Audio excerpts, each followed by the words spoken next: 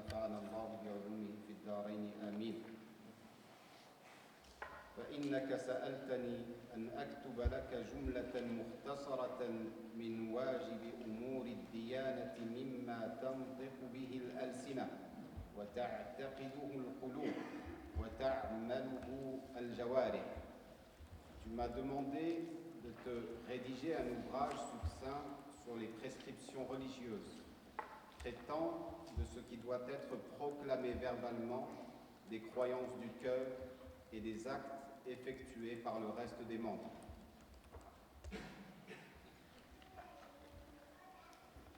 Dans ce paragraphe, Ibn Abi Zayd al-Qayrawani, rahimahullah, explique la raison pour laquelle il a rédigé cette épître. Et il nous informe que cela est dû à une demande qui lui a été soumise par une personne. Il ne la nomme pas, donc les commentateurs ont essayé de trouver qui était cette personne. Mais peu importe. Ce qui nous intéresse, c'est que cette œuvre est une réponse responsable de la part de cet imam quant à une demande qui exprime un besoin de clarification de certaines questions liées donc à ce patrimoine, à cet héritage prophétique que le savant doit transmettre. Et rahimahullah, il n'a pas hésité donc à trouver la disponibilité, le temps et à rédiger ce travail qui est son premier travail rédactionnel. Donc il l'a écrit à un âge très avancé, dans sa jeunesse. Et il est destiné, comme il va le dire, à un public très très jeune, c'est-à-dire débutant, à des enfants. Et il n'avait pas pensé, je crois, que son épître allait avoir tout ce succès. Non pas après sa mort, mais de son vivant, à la vue l'intérêt de grands savants, même de certains savants que lui considérait comme ses chouyours. Rahimahullah. Et parmi les premiers qui vont la commenter, c'est le Qadi Abdul Wahhab al-Baghdadi, le grand juriste, porteur de l'école malikite irakienne, rahimahullah. Et cela montre aussi que le savoir n'a pas d'âge.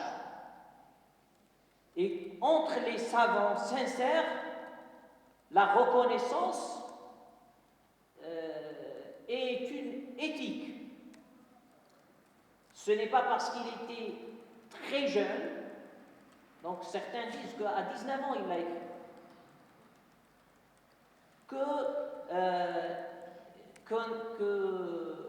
On n'allait pas la considérer, on n'allait pas la commenter, et ce n'est pas n'importe qui va la commenter, mais c'est la référence d'une grande école avec un certain âge qui va donc commenter une épître d'une personne, d'un savant qui peut être considéré comme son élève, comme son petit-fils. Mais, comme disent nos ulama, l'ilm, le savoir, est un utérus entre les savants. C'est-à-dire c'est la somme, c'est la mère qui réunit les savants. Et donc, il répond positivement, rahimahullah. وما يتصل بالواجب من ذلك من السنن من مؤكدها ونوافلها ورغائبها.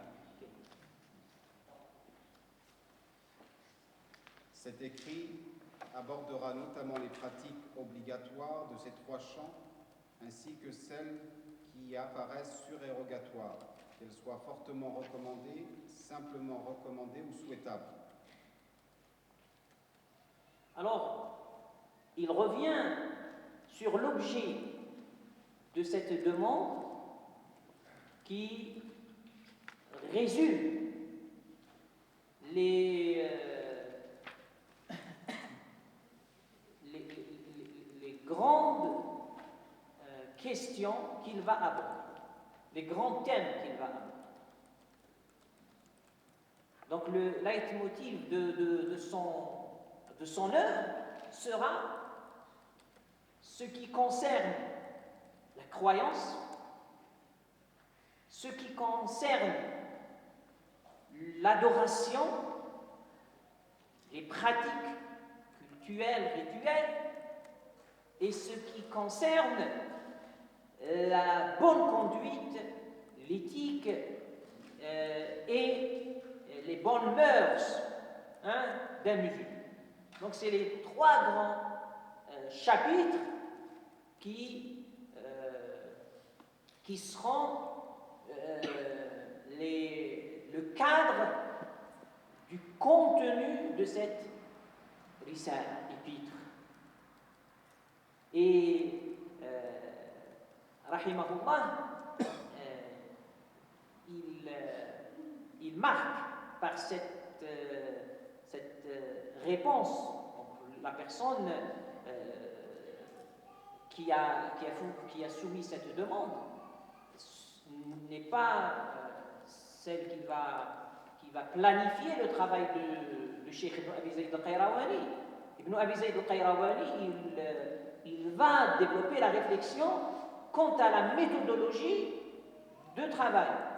Et donc, comment il va aborder la réponse pour cette demande. Et dans cette approche méthodologique, il enseigne aussi la non-dissociation de la croyance, de la pratique et de l'éthique. Et c'est très important de voir cela dans son œuvre. Et c'est une des particularités de la méthodologie d'écriture et de littérature juridique chez les savants de l'école malikite, en particulier andalouse et maghrébine. C'est pour cela que on développe souvent à la fin des ouvrages un chapitre ou un kitab al-jami'. Al-jami' veut dire le compilateur, c'est-à-dire toutes les questions qui ne se classent pas dans les chapitres classiques connus, on va leur trouver un endroit parce qu'on estime qu'il faut les connaître. Et donc, on les classe sous ce grand chapitre qui s'appelle Al-Jami' et que les savants, après, vont développer une littérature des jami', c'est-à-dire on va écrire uniquement des jami', des questions éparpillées, qui ne se classent pas dans les chapitres ordinaires, et on va leur créer un chapitre qu'on appellera Al-Jami'. Alors, ici, Ibn Abi Zayd al-Qayrawani, donc, il est en train de, par ce choix méthodologique, d'enseigner quelque chose. Cette chose est très importante dans l'enseignement. C'est de dire la croyance qui est au premier degré de l'enseignement, c'est elle qui oriente les pratiques, et ces pratiques ont un objectif, ont une finalité. Cette finalité, c'est l'éthique. C'est la bonne conduite. Donc, dans la classification, par quoi on commence, vers quoi on va, il y a une idée, il y a une logique. Et c'est très important d'apprendre à lire cela lorsqu'on ouvre des ouvrages, des livres. Souvent, on lit les ouvrages, mais l'arrière-plan méthodologique, il est absent. On pense que le choix des mots, les choix des titres, l'ordre des sujets, des thèmes, c'est anodin. Non, il y a un sens. Nous sommes une umma, une communauté de sens.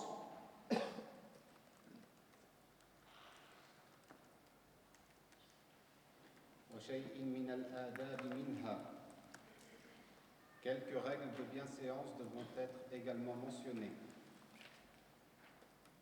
Le cheikh, dans cette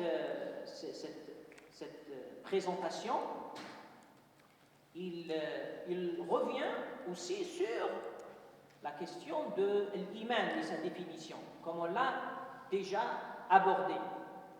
Donc cette expression verbale, cette attestation des cœurs et cette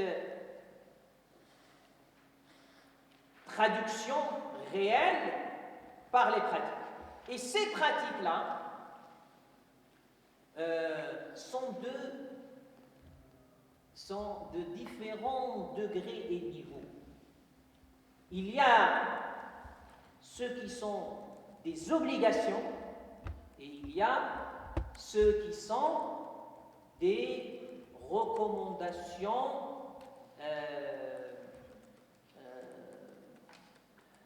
affirmées, des recommandations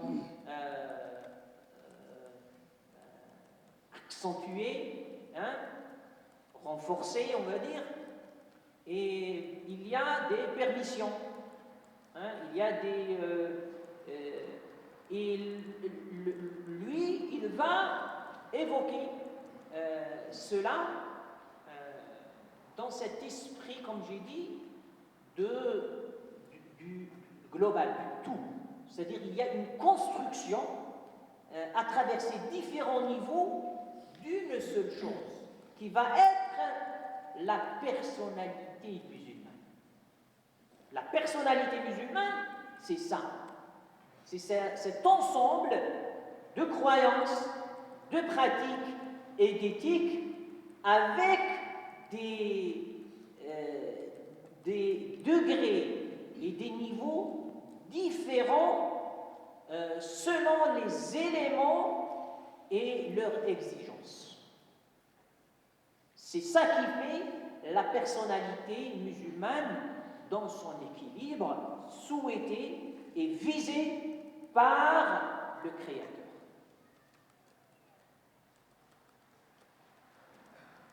وجمل من أصول الفقه وفنونه على مذهب الإمام مالك بن أنس رحمه الله تعالى وطريقته. De même, ce précis contiendra un ensemble de notions relatives au fondement du droit et les questions qui en découlent, conformément à la méthodologie et à la voie de l'imam Malik ibn Anas, que Dieu le Très-Haut lui fasse miséricorde. Donc, Ibn Abi Zayd al-Qayrawani n'est pas un innovateur. Ce n'est pas un prétentieux qui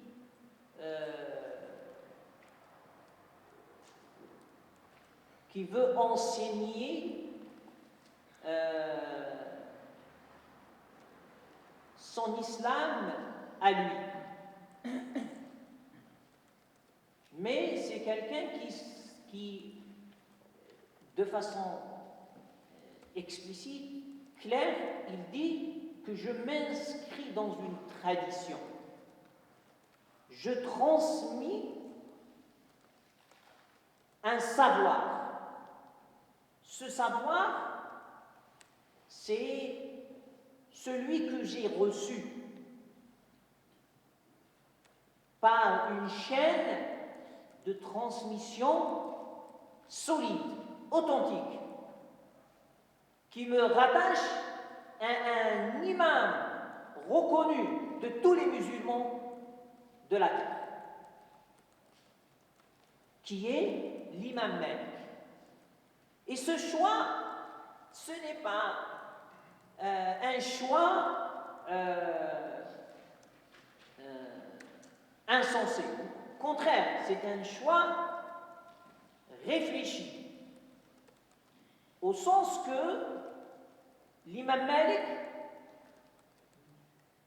ne dit pas quelque chose que l'imam Shafi'i, l'imam Ahmed ibn Hanbal, l'imam Abu Hanifa, Awza'i, ces grands imams qui sont reconnus par tous les musulmans, ne disent pas. Non, ils se rejoignent sur l'essentiel. Et ça, c'est très important à comprendre. Il y a des questions qui vont relever de l'interprétation et des questions qui relèvent de la tradition transmise. Il n'y a pas sujet d'interprétation face à une tradition transmise, authentique et claire.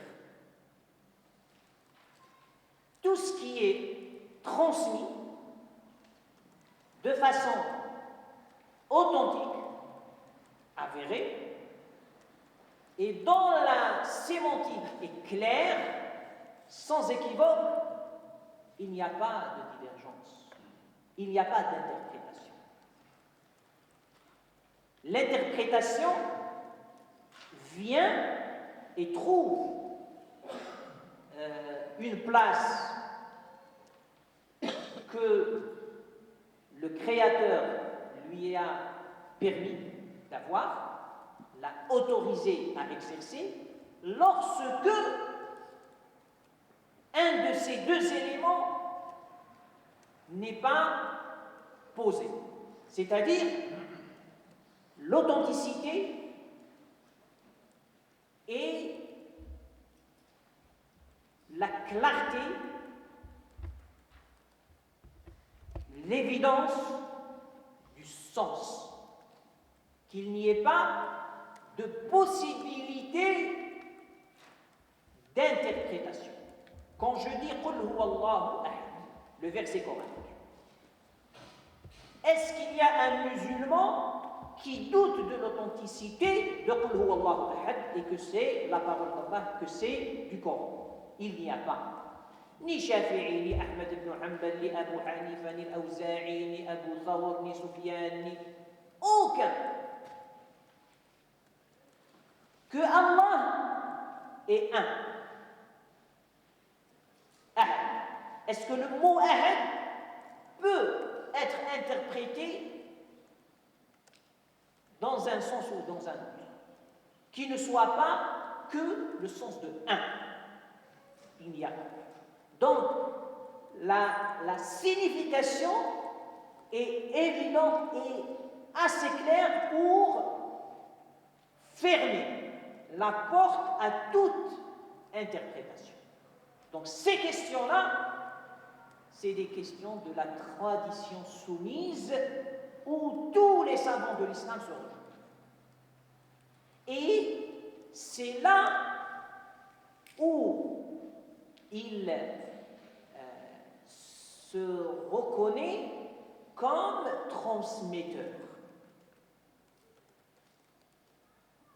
dans les questions de la croyance.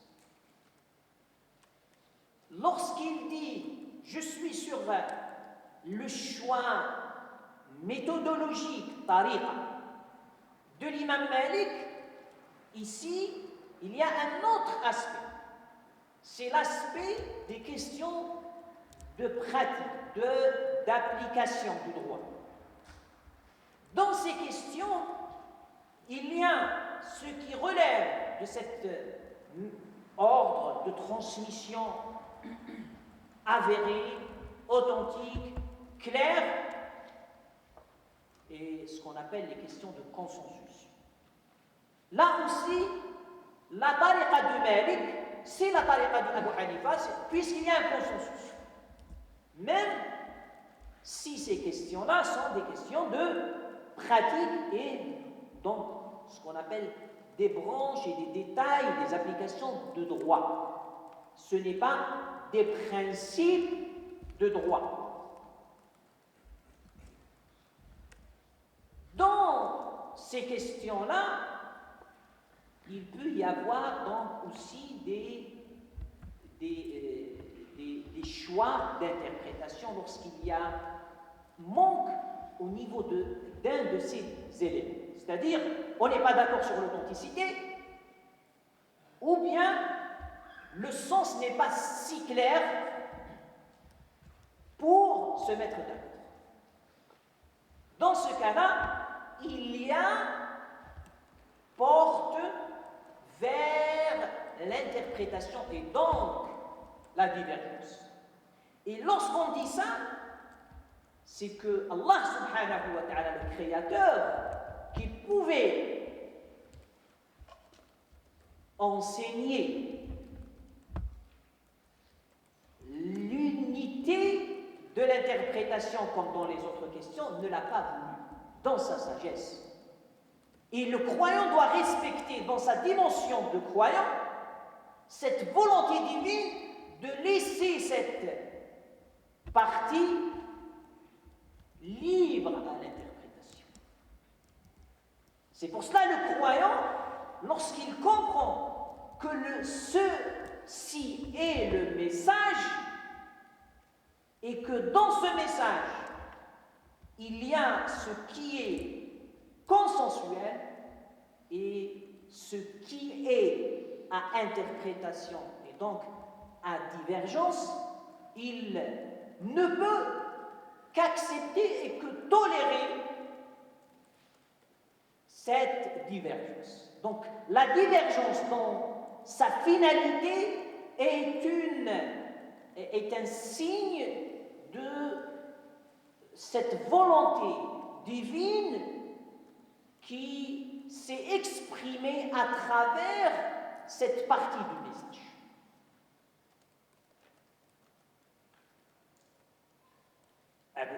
Abi Zayd al-Qayrawani, il va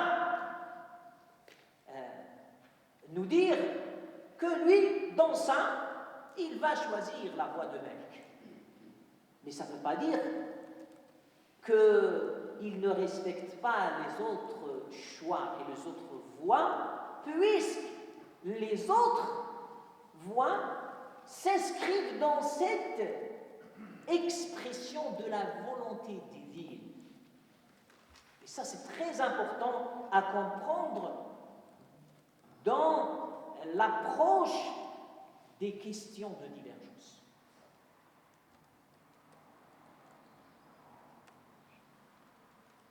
مع ما سهل سبيل ما أشكل من ذلك من تفسير الراسخين وبيان المتفقهين.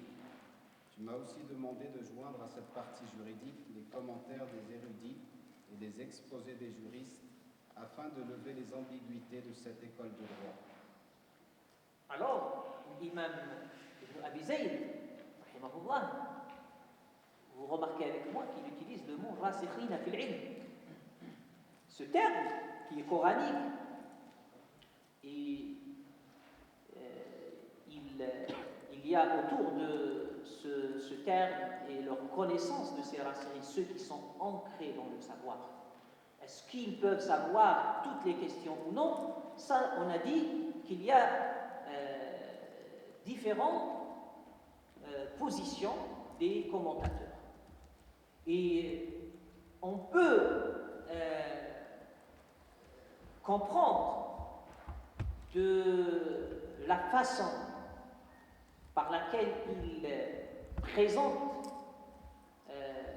les rasikhina fil ilm et cette demande qui consiste à expliquer leur positionnement. Hein? Qu'est-ce qu'ils disent sur ces différentes questions?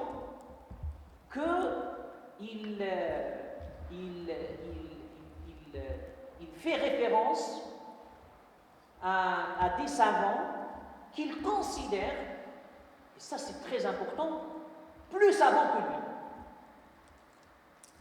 Ça fait partie de la personnalité d'un savant. C'est de reconnaître la compétence là où elle est. Et que dans son enseignement, il faut introduire cette relativité de son niveau d'enseignement. C'est-à-dire, s'il y a d'autres, et là il le montre clairement par l'appui qu'il exprime sur ces références, qui peuvent avoir ce savoir même dans les questions que d'autres jugent équivoques, ambigus, à confusion. Ce n'est pas parce que tu n'arrives pas à comprendre, ce n'est pas parce que, et ça c'est l'aspect éducatif, ce n'est pas parce que tu n'as pas le niveau que tout le monde n'a pas le niveau. Là, il installe cette relation d'humilité, de modestie et de reconnaissance du niveau de chacun. لما رغبت فيه من تعليم ذلك للولدان كما تعلمهم حروف القرآن. La raison de ta requête est que tu souhaites enseigner tout ceci aux enfants comme tu leur enseignes la lecture du Coran. Masha'Allah. Ça, c'est la conscience civilisationnelle qu'avait ce demandeur et qu'avait aussi cet imam qui devrait apporter la réponse.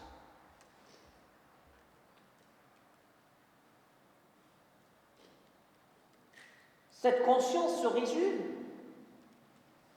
dans l'importance de la transmission aux générations qui arrivent pour que ce patrimoine prophétique, ce message, reste intact, bien compris, bien conservé pour qu'il soit transmis aux générations futures. Et ainsi de suite. Et l'importance de l'âge dans cette transmission. L'âge d'enfance et l'âge de la pureté. D'ailleurs, parmi les sagesses divines qu'on a pu comprendre à travers le mariage du prophète sallallahu alayhi wa sallam de notre mère et la mère de tous les croyants, Aïcha radiyallahu anha, c'est la conservation d'une partie de la tradition, du message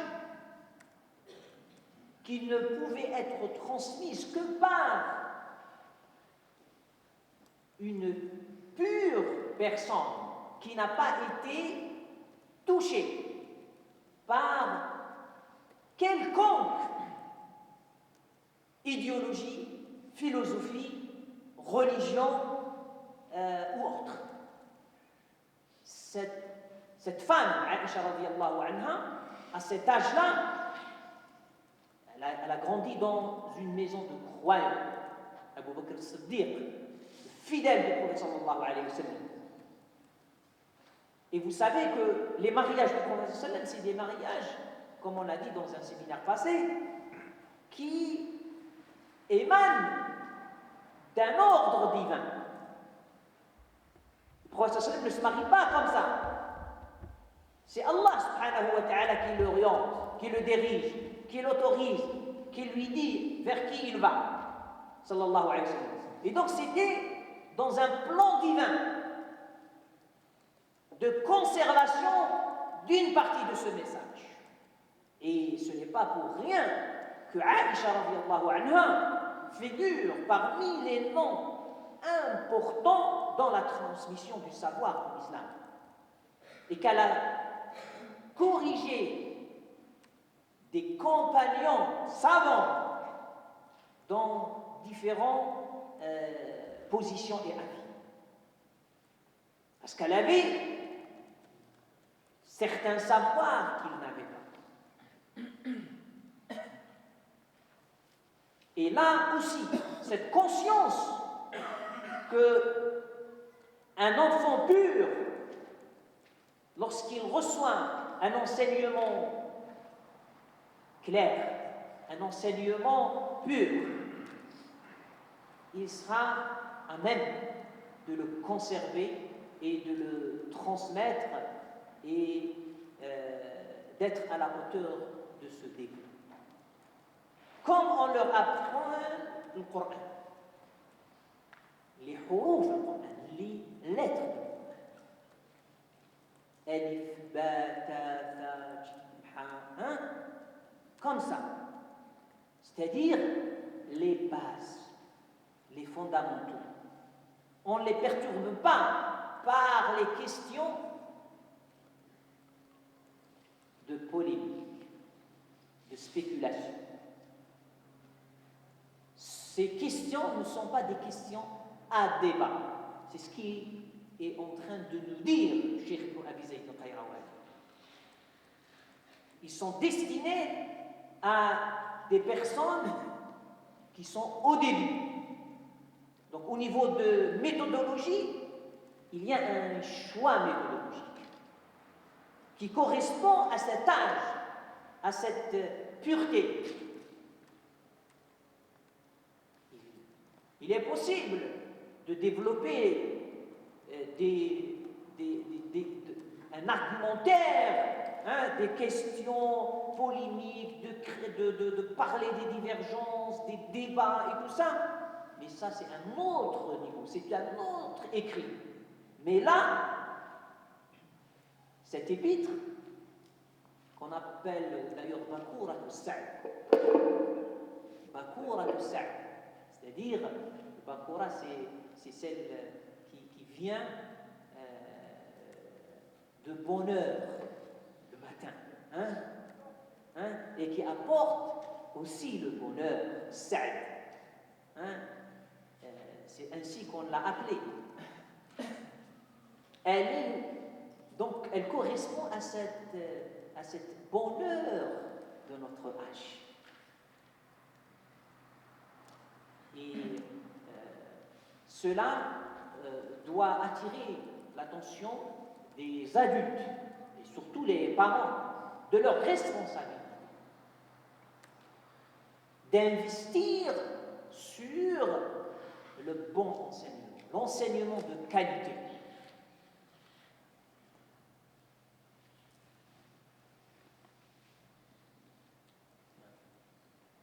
ليسبق إلى قلوبهم من فهم دين الله وشرائعه ما ترجى لهم بركته وتحمد لهم عاقبته. Cela afin que leur cœur s'ouvre très tôt à une compréhension de la religion de Dieu et de ses lois, qui leur apportera les bénédictions espérées et un avenir louable. Donc, Cheikh Ibn Abi Zayd al-Qayrawani donne une raison, parmi d'autres,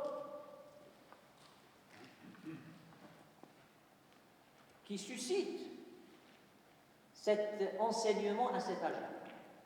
Il dit, car le fait de leur enseigner donc à ces enfants, à ces débutants, la bonne compréhension de ces questions. Donc il ne parle pas que de l'aqida ici, pour qu'on soit clair. Là, il est en train de parler de ce qu'on a dit, c'est le cadre. Tout avec tout ce contenu. Croyance, pratique, éthique. Et donc là, il dit ce qui va s'installer dans leur personnalité va être un moyen qui favorisera leur succès dans les deux vies, dans la vie d'ici-bas et dans l'au-delà. Car, et ça c'est un principe, le bon début, le bon commencement, les bonnes fondations font les bonnes constructions.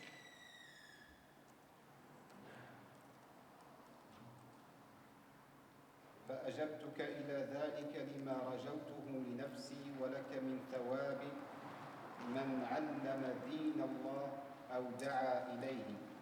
Je réponds donc à ta demande, espérant que nous pourrons tous les deux recevoir la récompense réservée à ceux qui enseignent la religion de Dieu et y appellent. Masha'Allah. Là, il enseigne ce que cherche un savant authentique et ce que cherche quelqu'un qui a une conscience, qui vit avec un sens.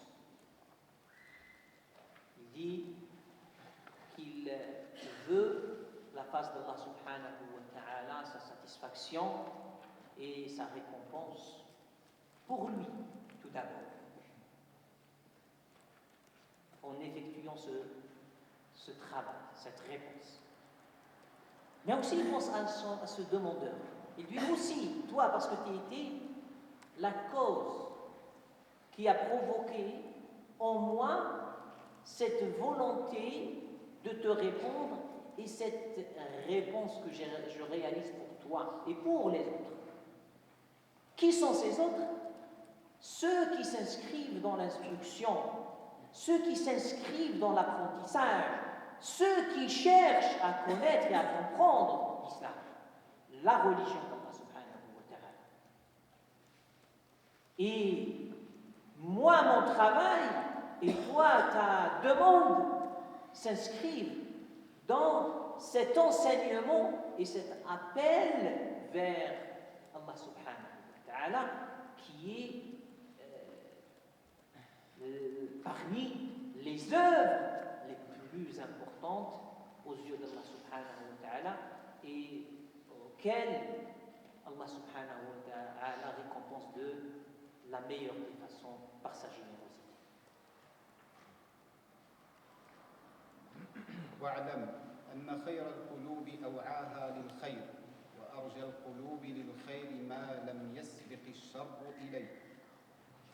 Par ailleurs, sache que les meilleurs cœurs sont ceux qui renferment le plus de bonté et que les cœurs les plus enclins à la bonté, ce sont ceux qui n'ont pas été assiégés d'abord par le mal. Là, il commence le premier chapitre qui est le chapitre de la croyance. Et le mot par lequel il commence est un mot clé. Il dit « wa'lam », sache,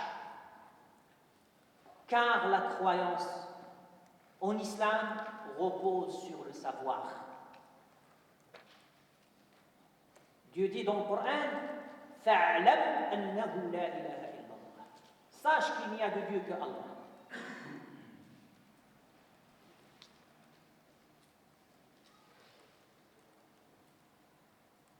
Et il revient à ce qui porte le savoir, ce qui constitue le moteur de la quête du savoir et de l'acquisition du savoir. Ce qui est al-qalb, le cœur. Le cœur, ce n'est pas cette mâchure qui est dans notre poitrine. Ça, c'est son aspect matériel. Le qalb, c'est cette âme qui habite cette mâchure. C'est cet esprit qui habite cette mâchure. C'est ce souffle qui habite cette mâchure. C'est cette raison qui habite cette mâchure. Tout cela sont des facettes d'une seule entité qui fait notre distinction comme être humain et qu'on a évoqué au début, que c'est l'outil, l'instrument par lequel l'être humain arrive à connaître et à reconnaître son Créateur. Et les cœurs sont différents. C'est le deuxième enseignement. Nous ne sommes pas tous pareils. Ici, il nous dit que les meilleurs des cœurs.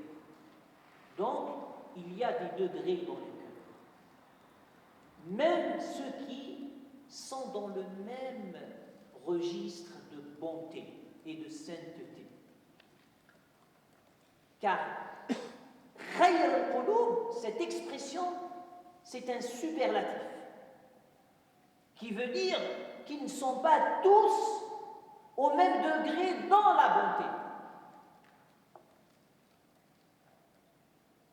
Alors, quels sont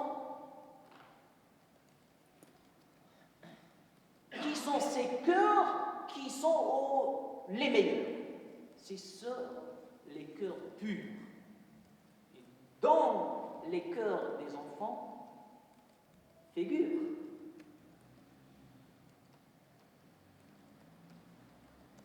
innocence, cette pureté, cette nature première qui correspond à ce que Dieu a semé dans l'être humain pour le connaître et le reconnaître. Le cœur, il reflète. C'est un miroir. S'il y a une transparence et une pureté, le reflet va être net. S'il est entaché, selon le taux de taches qui obscure ce miroir, il y aurait un manque au même degré dans la transparence et le décryptage de la signature. C'est pour cela que les meilleurs des cœurs, c'est les cœurs purs.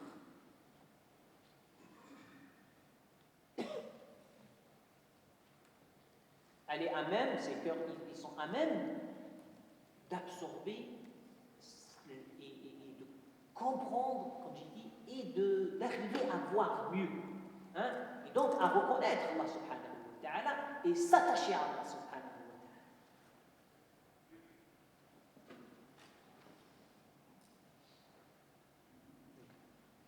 وأولى ما عني به الناصحون ورغب في أجره الراغبون إيصال الخير إلى قلوب أولاد المؤمنين ليرسخ فيها.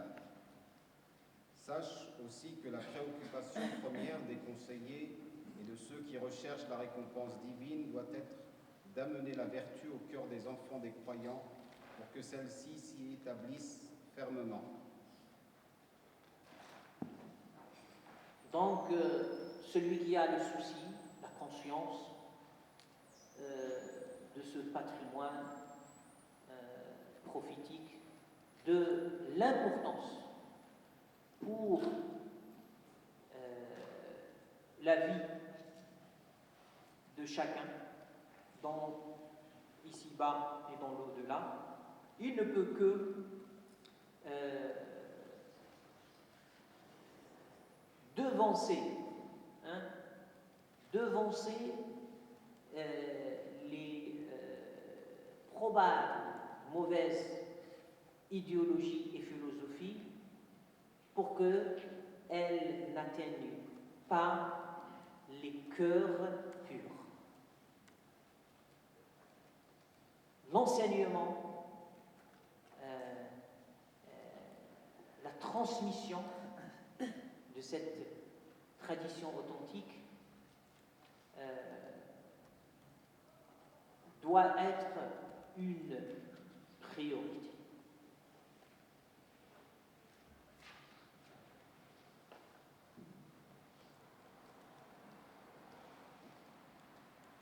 وتنبيههم على معالم الديانة وحدود الشريعة ليرادوا عليها. Ils doivent également s'attacher à sensibiliser ces jeunes aux enseignements de la religion et aux limites de la charia afin que ceux-ci s'y habituent.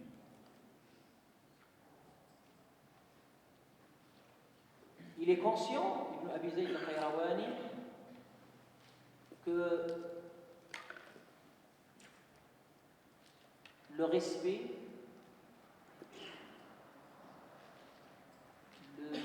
l'observance des enseignements n'est pas toujours facile pour tout le monde. Et donc, parmi les objectifs souhaités, c'est de rendre ce qui peut être pour certains difficile à respecter, à observer, de le rendre facile. Et parmi les moyens important pour cela, c'est l'éducation. Le mot yuradu vient de riyada. Riyada, c'est je vais être littéral, c'est le sport. Mais le sport, c'est l'entraînement. Hein? C'est entraîner, éduquer, c'est faire en sorte que ces enseignements soient introduits, intégrés dans les habitudes, le quotidien de la personne et qu'elle grandisse avec. Et c'est avec le temps que cela devient quelque chose de facile, voire d'indispensable.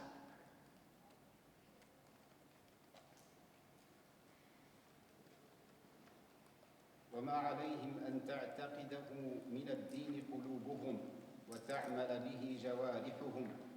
Il leur expose notamment les convictions du fort intérieur et les pratiques religieuses auxquelles les membres doivent s'adonner.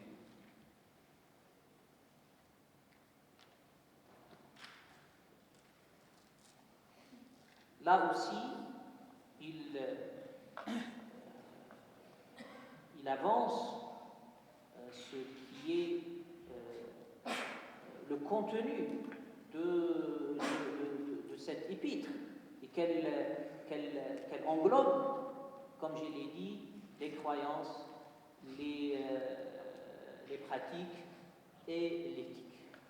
Et c'est ce contenu qui doit être l'objet de cette éducation, de cet entraînement qu'on veut introduire dans la vie quotidienne. فإنه روي أن تعليم الصغار لكتاب الله يطفئ غضب الله وأن تعليم الشيء في الصغار كالنقش في الحجر. D'ailleurs, il a été rapporté qu'enseigner le livre de Dieu à des petits éteint la colère divine et qu'apprendre quelque chose dans l'enfance, c'est comme le graver sur une pierre. Cheikh, il reprend une tradition qui circulait. Il dit rouya. Cette formulation est prudente de sa part. Il ne l'attribue pas ni au prophète sallallahu alayhi wa sallam, ni à un compagnon, ni à autre. Et cela montre sa prudence, sa rigueur et aussi que la sagesse n'a pas besoin d'être attribuée pour qu'on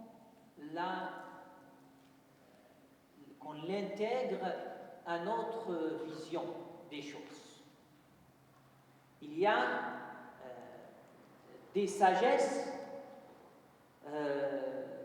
expérimentées qui circulent non pas seulement dans la société et la communauté musulmane, mais qui sont universelles. C'est cette universalité de cette sagesse qui fait son poids et sa reconnaissance et son exploitation. Ibn Abi Zayd al-Qayrawani rahimahullah montre ici une ouverture que je n'ai pas à chercher vraiment à attribuer cette sagesse à quiconque. C'est une sagesse qu'on trouve dans les enseignements de l'islam comme ailleurs. Et ça, c'est important. Et le constat qui est fait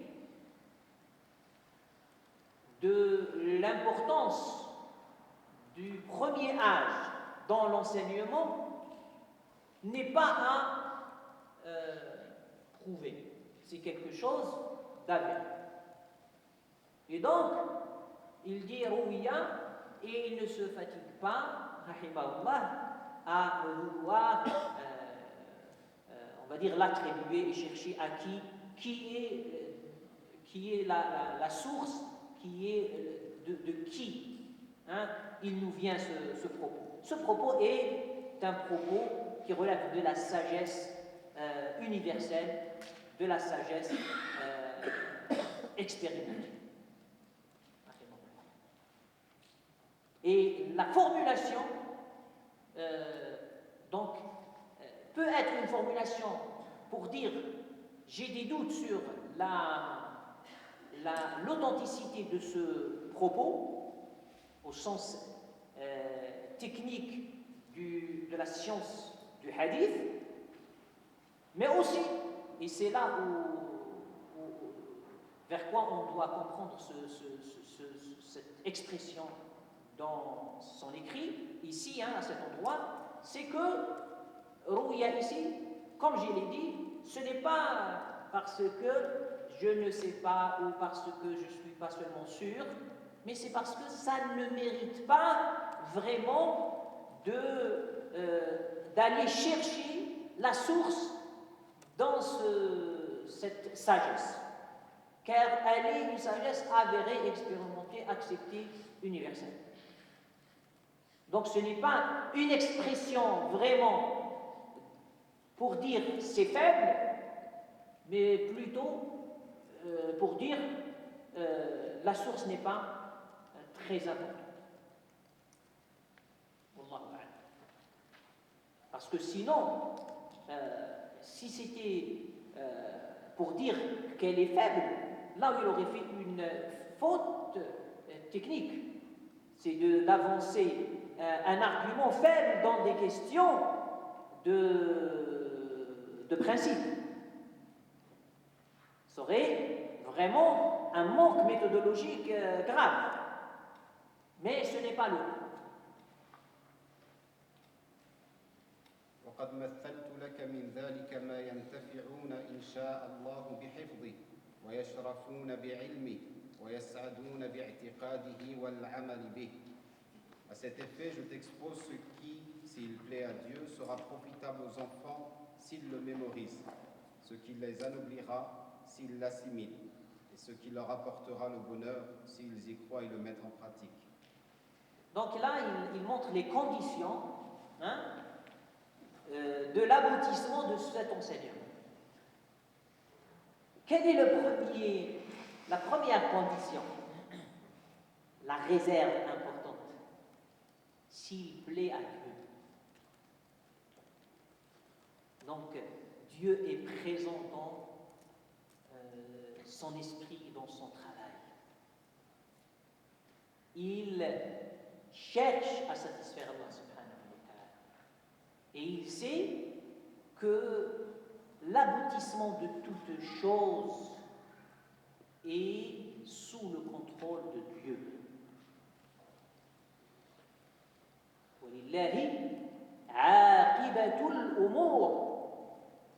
À Dieu appartient l'aboutissement de toute chose. C'est ainsi que dit le Coran. À lui, à lui seul. Là, c'est en arabe, التقديم والتأخير بين المبتدأ والخبر, c'est-à-dire le changement de position des mots, des fonctions de mots, dans une phrase sert à donner un sens exclusif.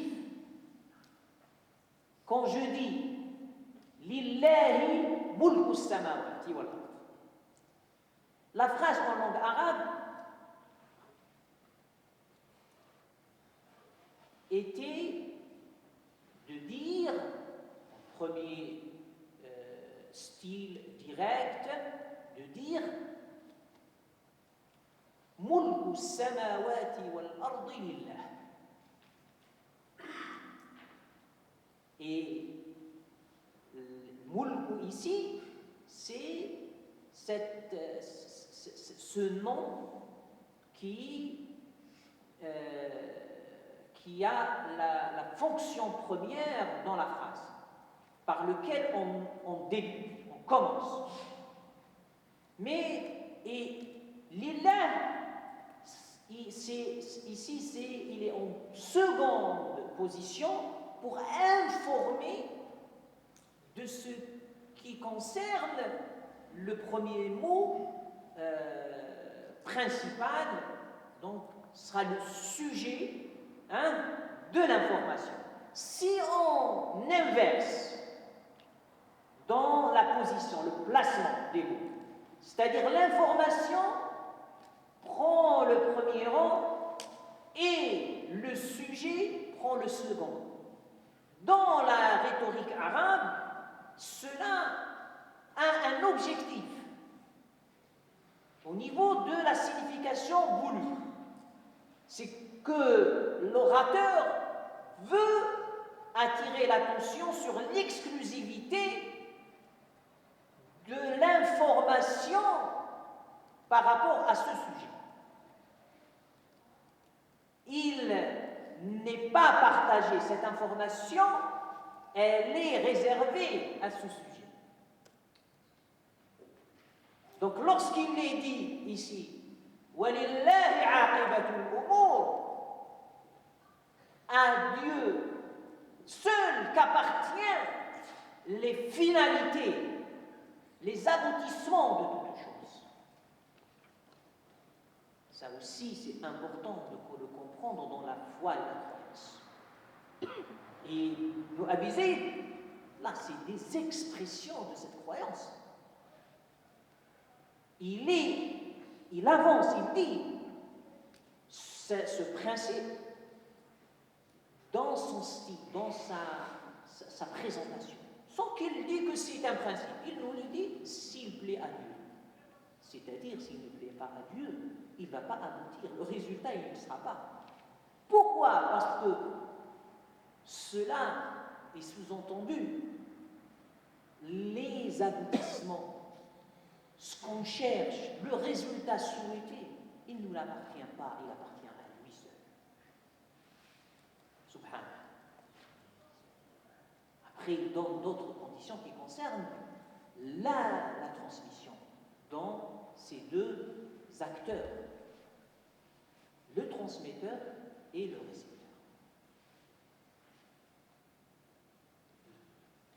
وقد جاء أن يؤمر بالصلاة ل7 سنين ويضرب عليها ل10 ويفرق بينهم في المضاجع. On retrouve ces propos dans la Sunna. Demandez aux enfants d'accomplir la prière lorsqu'ils ont 7 ans. S'ils la négligent, corrigez-les à partir de 10 ans. Et ne les faites pas dormir dans le même lit quand ils atteignent cet âge. Il avance un argument sur lequel il construit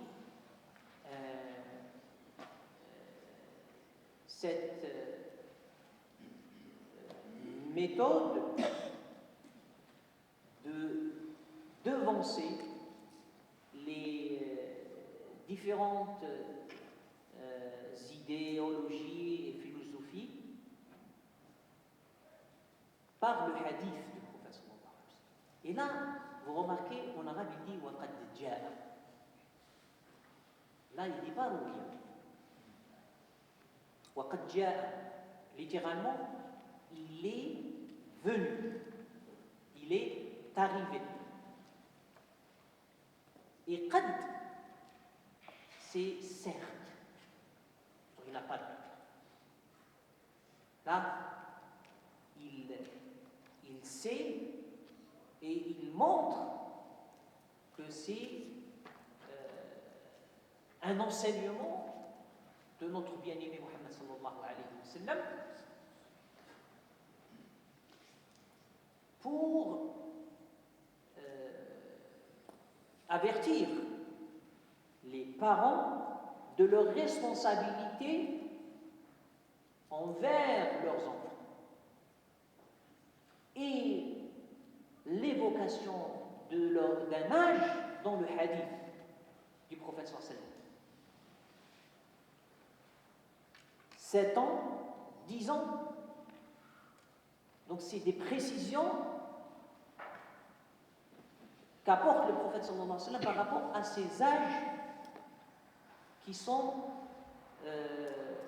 si importants dans cette transmission. Et la salette est une pratique, mais c'est une pratique qui concentre en son sein tous les éléments de la croyance. C'est pour cela qu'elle a cette place aussi en islam, que c'est un distinctif de ce qui est incroyant, de ce qui n'est pas incroyant.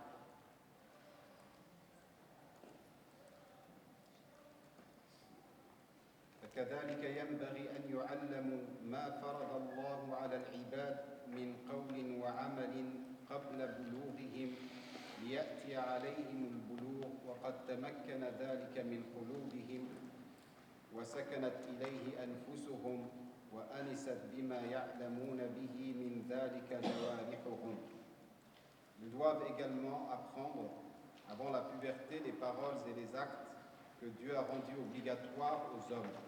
Ainsi, lorsqu'ils deviendront pubères, ils appréhenderont ces obligations avec sérénité, car elles seront ancrées dans leur cœur et ils se seront habitués à leur pratique. Ibn Abi Zayd al-Qayrawani rahimahullah, il montre l'importance de l'âge de la puberté à travers cette remarque qu'il fait aux tuteurs, aux parents, pour ne pas laisser l'enfant atteindre cet âge de responsabilité sans avoir les moyens nécessaires pour être un serviteur de Dieu, d'Allah subhanahu wa ta'ala. Le conteur, nous dit Abi Zayd al-Qayrawani, commence avec l'âge de la puberté. Et la responsabilité des éducateurs, tuteurs ou parents, c'est de mettre à la disposition des mineurs. Donc là, avant la puberté, c'est des mineurs. Après la puberté, c'est des majeurs. Ce n'est pas à 18 ans ou à 21 ans qu'on devient majeur en islam.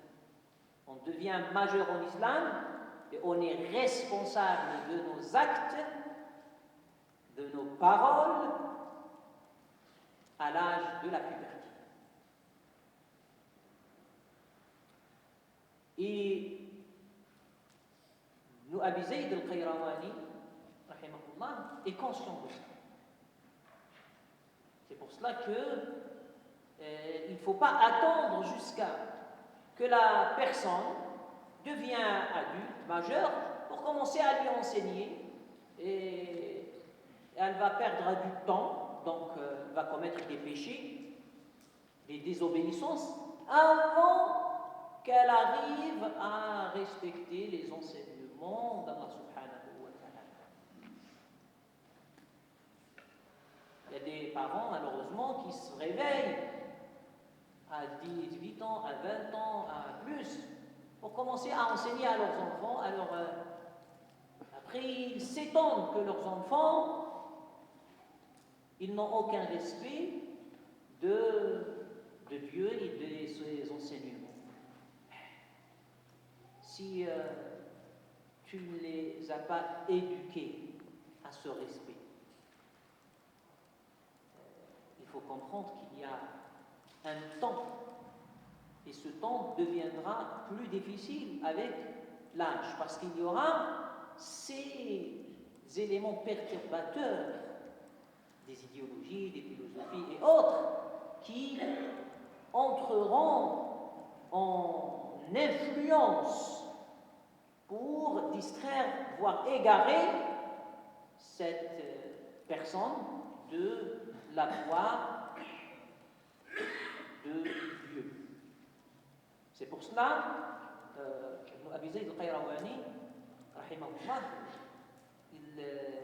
il responsabilise par ses propos. Et pour cela, il dit que je n'invente pas, je ne fais que raisonner selon une analogie par rapport à ce texte que j'ai avancé, où le prophète sallam ordonne aux tuteurs et aux parents d'enseigner la prière à 7 ans et à 10 ans.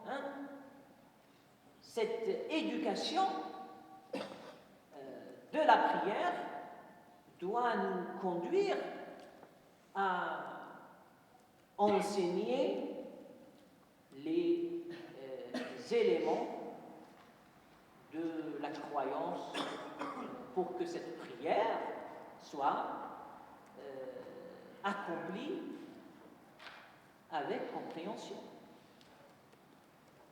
Il dit Allahu Akbar, mais il faut qu'ils connaissent Allah. Donc la croyance, elle est là.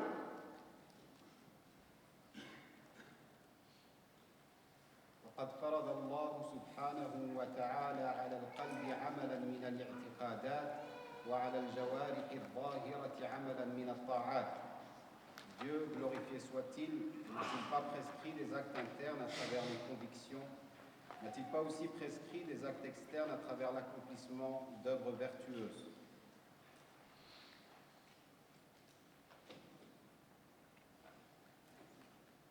Les cœurs, c'est le moteur.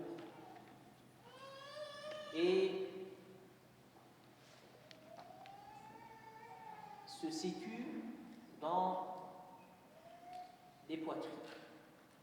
Ces cœurs agissent, orientent, prennent des décisions, choisissent, assument ou non. Tout cela est sujet de récompense ou de punition. Chaque personne doit savoir,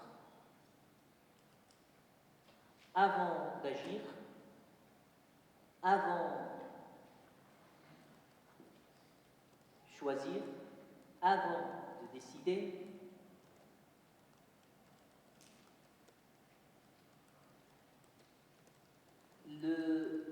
la conséquence de son acte du cœur. D'où l'importance d'étudier, de savoir les éléments qui font les actes du cœur. Et parmi ces éléments, et au premier degré, c'est les éléments de croyance.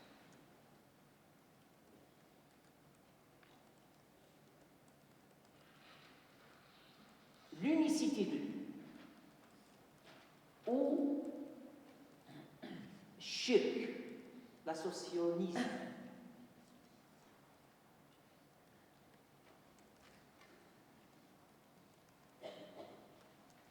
c'est des actes du cœur.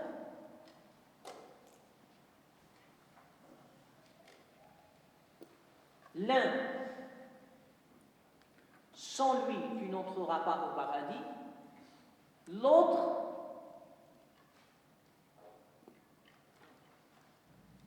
par lequel tu n'entreras pas au paradis.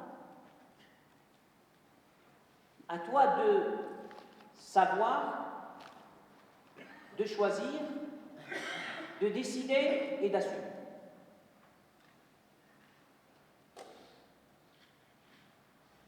Ce qu'est l'unicité, ce qu'est le shirk, c'est un savoir obligatoire. Tu ne peux pas ne pas le savoir ou le savoir d'une façon imparfaite.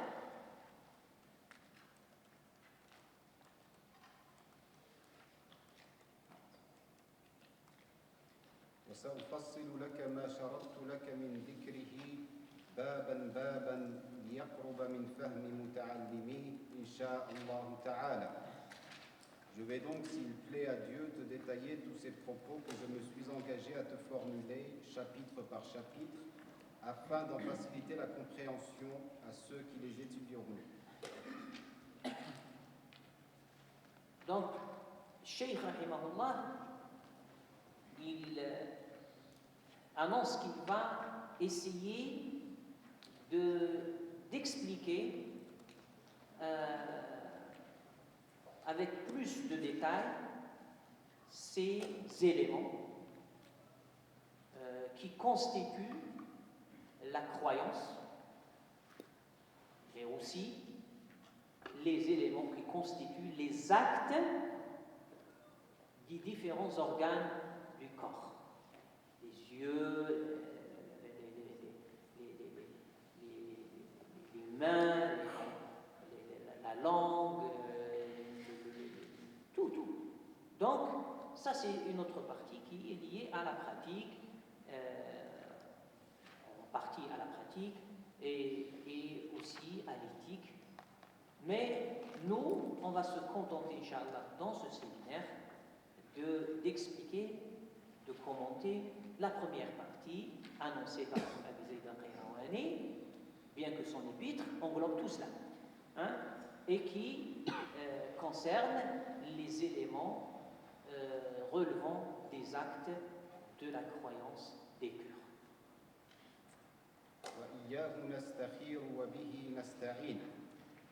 Dieu, c'est lui seul dont nous implorons le conseil et le secours.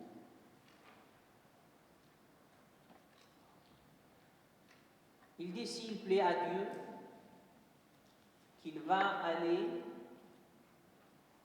à plus de détails. C'est un autre rappel de cette réserve qu'il se fait à son travail. Et aussi, il implore l'assistance de Dieu. Le conseil, il ne se suffit pas par sa compétence, par son intelligence. Donc, si les choses aboutissent, le mérite n'est pas à lui. Le mérite revient à celui qui l'a assisté, Allah subhanahu wa ta'ala. Et les signes de la bénédiction d'Allah sont apparents dans cet ouvrage. Comme disait l'imam Zabour, al-Fasi, rahimahullah, à chaque époque, on a commenté cet ouvrage. Il n'y a pas un siècle où on n'a pas commenté cet ouvrage. C'est une bénédiction de Allah. Le fait qu'aujourd'hui, on est en train, dans ce séminaire, de l'étudier, montre que ces paroles de cet homme, à cet âge-là, n'étaient pas des mots vides. C'était des mots pleins de sincérité, d'authenticité et de volonté de servir Dieu religion et d'offrir le bien à toute la créature. Allah le répond. ولا حول ولا قوة إلا بالله العلي العظيم وصلى الله على سيدنا محمد نبيه وآله وصحبه وسلم تسليما كثيرا. Il n'est de force ni de puissance que par Dieu, l'élevé, l'immense, que Dieu prie sur son prophète, notre maître Mohammed, et qu'il le salue de salutations abondantes, ainsi que sa famille et ses compagnons. Là aussi, il fait appel à cette parole enseignée par le prophète sallallahu alayhi wa sallam, qui est la hawla wa la quwwata illa billahi al-ali al-azim, et qui fait partie de ces éléments qui constituent la croyance d'un croyant.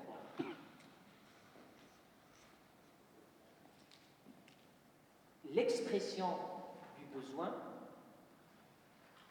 et l'expression de l'incompétence, l'incapacité, la vulnérabilité, la pauvreté, sont toutes contenues dans cette expression. La hawla, je n'ai de... comment il l'a traduit ? Je n'ai ni de force, ni de puissance. La hawla. C'est-à-dire, je ne peux empêcher quoi que ce soit. C'est ça le hawl, c'est une hala, c'est-à-dire il empêche quelque chose, un mal ou autre, de l'atteindre. Je ne peux empêcher quoi que ce soit, ni réaliser quoi que ce soit. Là, je n'ai pas de puissance ni de force pour empêcher ou réaliser quoi que ce soit sans Allah. Et ça, c'est un élément constituant de la croyance. Et c'est lorsqu'on le sait et on l'agrée, on fait un acte du cœur. Lorsqu'on le sait, on l'agrée. Il est là.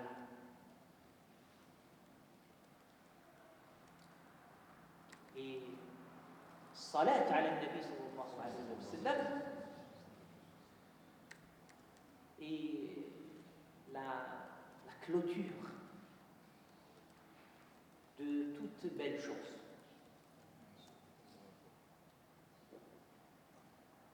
Et aussi l'annonce de la voix qui doit être celle des croyants. Car l'exemple, le bienfait, la miséricorde, la grâce d'Allah subhanahu wa ta'ala est aussi cet homme qui est Muhammad sallallahu alayhi wa sallam.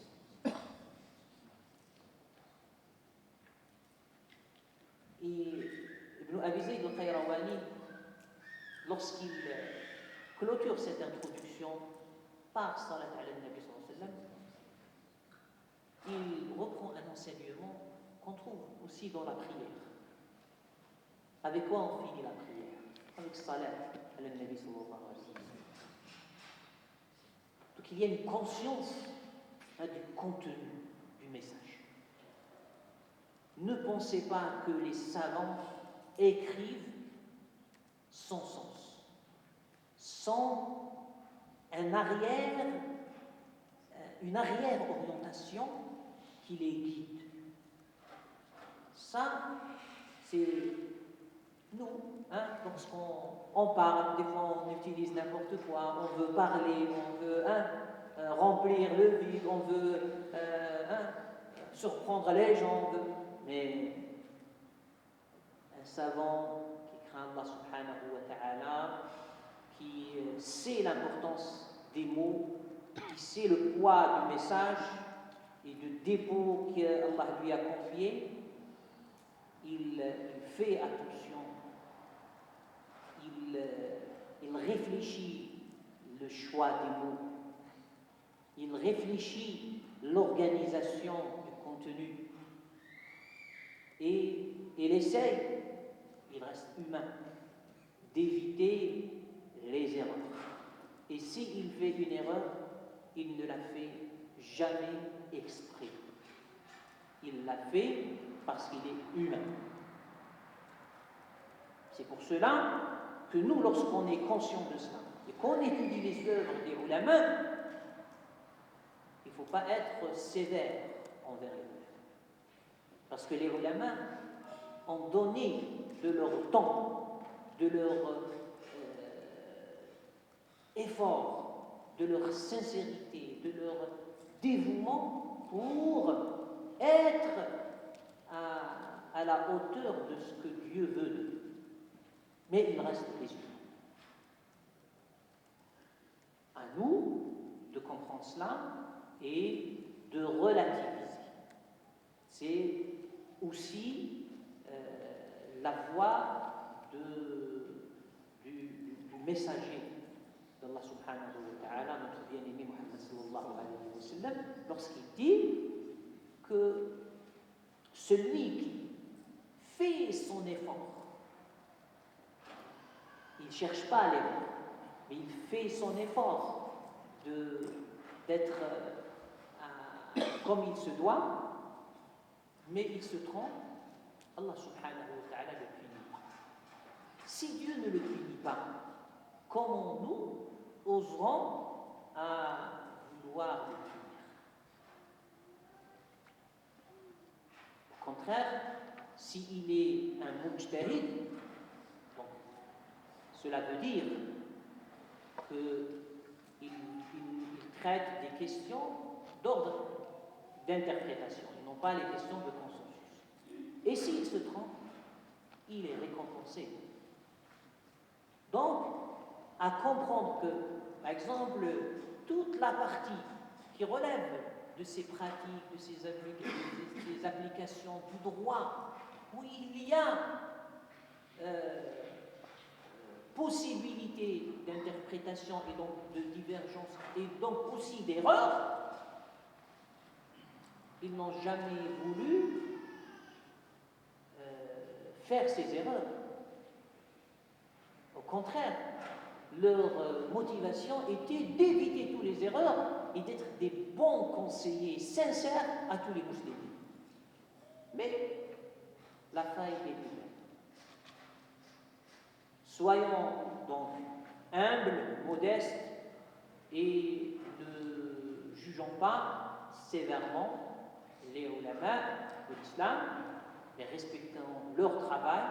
S'il y a une erreur, on dit, selon notre vision, cela est une erreur.